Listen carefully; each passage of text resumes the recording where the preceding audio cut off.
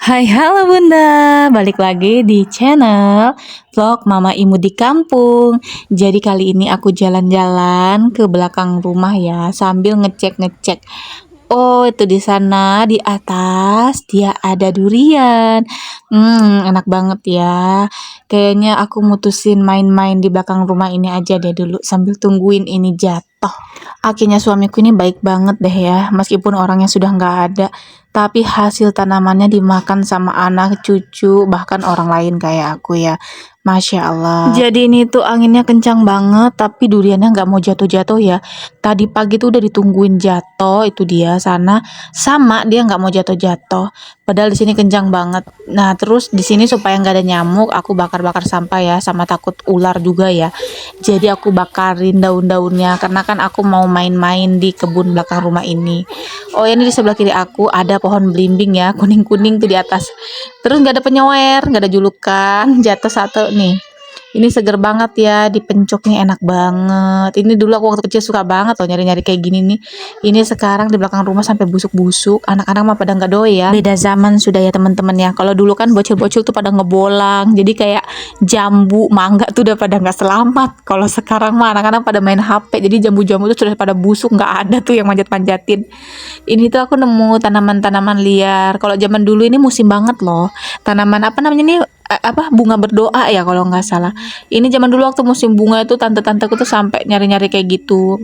Ini aku lagi di hemok ya. Ini cuacanya tuh panas tapi dingin karena anginnya kencang banget. Jadi ini aku santai-santai sama bocil-bocil tetangga. Oh iya, di sini nih tuh aku sudah dapat durian ya. Aku udah punya durian. Jadi aku mutusin untuk pulang ke rumah buat ngerendam beras ketanku 3 kilo. Jadi aku beli ketan 2 kilo, sekilonya dikasih sama bibinya suamiku ya.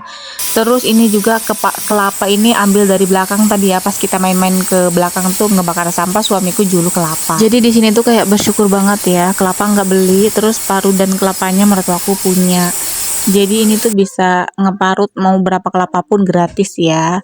Terus di sini kelapanya udah selesai. Ini aku mau sisihkan dulu ke baskom buat lanjut kita bikin nanti santan. Ini meja berhubung karena dapur aku kecil, jadi aku tuh kalau marut-marut itu lebih sukanya di meja karena kan lebih tinggi, terus kabelnya juga nyampe ke cucu. Ya meskipun minusnya sih gitu, habis dikotorin langsung cepat-cepat dibersihkan ya.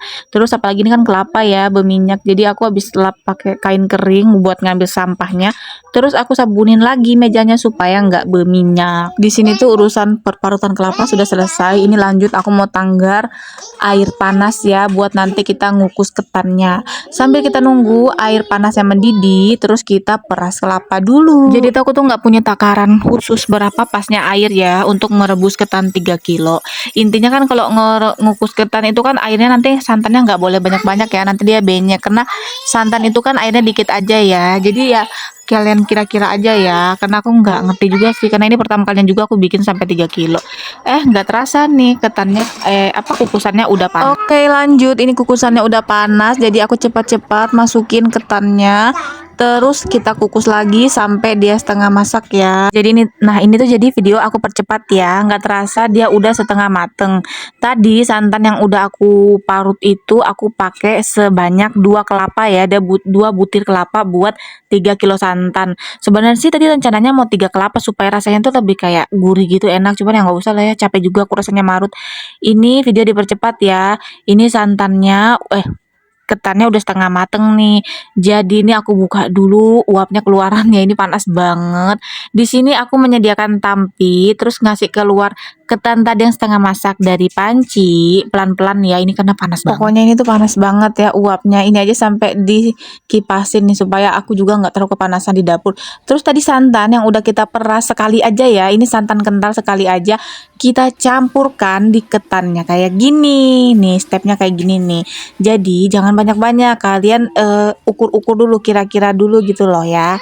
Nah kayak gini nih, dicampur-campurin pelan-pelan aja, karena kalau nanti kebanyakan air yang ada santannya benyek dan rasanya itu juga pasti kurang pas dong ya. Sorry ya, maksudnya ketannya nanti benyek. Oh ya teman-teman, tadi aku belum bilang ya, jadi ini santannya tadi aku masak dulu tapi nggak sampai mendidih ya, jadi aku masak aja dulu supaya kayak harum-harum pandan gitu loh teman-teman.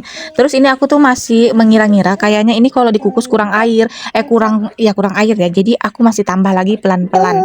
Jadi di sini tuh aku mengkira-kira banget sesuai dengan kebiasaan aku ngerebus ketan. Nih ini kuahnya agak banyak, kalian lihat kan? Dari tadi ini aku tuh ngomongnya berbelit-belit banget ya. Mana ada ngerebus ketan, jadi ngukus ketan ya. Terus habis kalian diamkan ini ketannya sebentar aja sampai dia meresap gitu loh ke dalam ketan.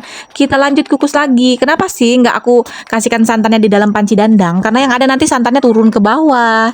Ya, ngerti ya? Jadi habis itu kita lanjut kukus lagi sampai dia benar-benar matang. Nah, di sini nih aku sambil nungguin ketannya masak, aku udah nyediain durian yang tadi kita ambil di belakang. Ini duriannya real ya.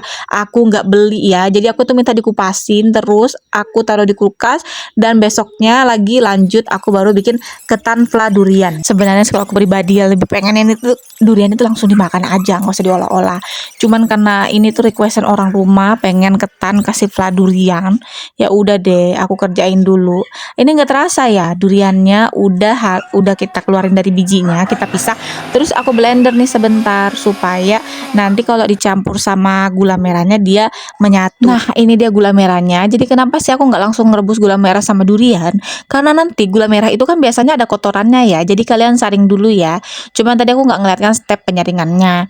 Nah habis itu karena gula merahnya sudah aku saring dan juga udah bersih, duriannya juga udah halus, kita campur deh. Wis asli ini kayak yang bikin kental ini ya duriannya itu enak banget sih, memang kayak baunya tuh nyengat-nyengat gitu loh, baru ketemu sama gula merah ini kayak aduh hai enak banget. Alhamdulillah aku tuh bersyukur banget loh ya tinggal di kampung ini, kan di sini tuh kayak akinya suami aku tuh banyak peninggalan kayak kelapa gitu, durian, rambutan, jengkol, pete, apalagi ya pokoknya kayak langsat gitu, rambai, jambu, itu kayak komplit gitu loh, masya Allah rezeki. Nah ini tuh durian tadi yang tersangkut di blender aku kasih air ya, baru aku campurkan di situ. Kalau masalah takaran gula itu juga sesuai dengan kesukaan kalian ya, kalian suka tingkat manisnya manis banget atau enggak terlalu. Ini enggak terasa ketannya udah mateng. Habis itu aku cetak dulu ya biar dia lebih rapi kayak gini, karena kalau dia nggak dicetak ya kurang enak aja gitu dilihat, tapi kalau rasa sih enak. Dah.